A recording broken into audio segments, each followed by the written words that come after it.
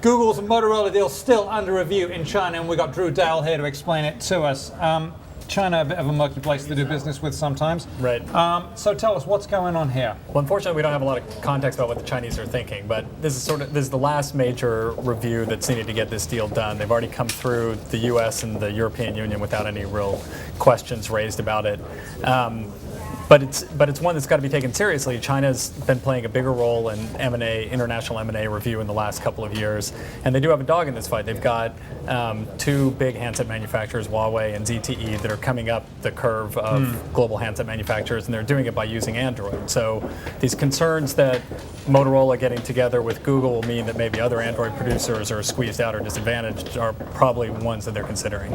Do you think there's any chance or thinking that the Chinese government would try to get revenge on the U.S. government for being so aggressive in blocking a lot of potential acquisitions made by Chinese companies in the U.S.? No, I mean, it's a reasonable question, and I mean, politics definitely have to play a role in some of these, as well as kind of more specific corporate level politics. Like you remember a year ago when China weighed in and delayed Motorola Solutions' sale of its networking business to Nokia Siemens, and that all happened at a time when Motorola and Huawei were deeply involved in a patent dispute and intellectual property theft arguments going back and forth and everything. So there is obviously always a bigger context to these things. Now, Especially when the government controls the economy.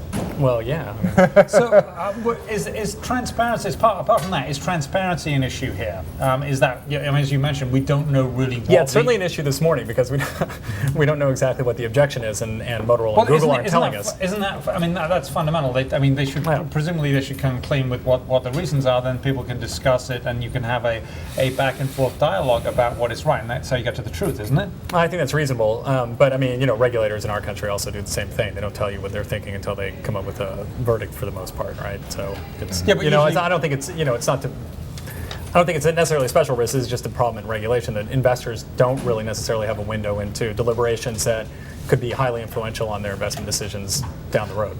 Does this sort of thing, this isn't unique, does this make it difficult for companies to do business in China?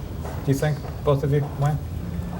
I don't think, it's not so much a case of doing business in China, honestly. This is China weighing in on an international merger. Okay. I mean, Motorola does do a bunch of business in China. They call it out in their reports, like 12% of their revenue or something, but that's not why China's reviewing it. China's reviewing it for the same reason that the EU does it, and that it's not the fact that it's a Chinese merger, it's the fact that it's an international merger that could affect China. So I think that's the bigger deal, is that they're trying to play they're playing a bigger role on the world stage. Yeah, exactly. Yeah. Second biggest market for the world. I think that's all true, but there's this extra unique context here, which is that China's government is much more involved in running the economy than in most countries, and in particular in the technology industry, China is backing specific companies, state champions, to be leaders in industries, and they are backing companies in telecommunications, which is considered a strategic industry to China. So it's hard to sort of take that out of the Let's stick with that. That's completely reasonable. Is that start a trade war? Has the possibility to start a trade war, do you think? I mean, because